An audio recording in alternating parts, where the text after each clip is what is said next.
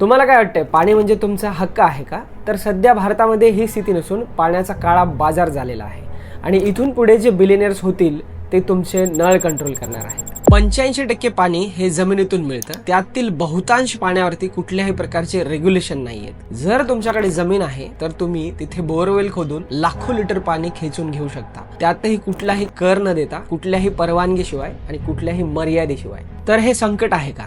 नाही. हा भारतातील सगळ्यात कमी किमतीचा अनटॅक्स्ड आणि अनकंट्रोल्ड व्यवसाय आहे आणि तुमची तहान म्हणजेच कोणाचा तरी रिटायरमेंट प्लॅन बनतोय. भारतातील ब्लॅक वॉटर इकॉनॉमी ही आता 22,000 कोटींच्या वर पोहोचलेली दिसून येते आणि बहुतांश यामधील जे व्यवहार आहेत यांची कुठेही नोंद नाहीये.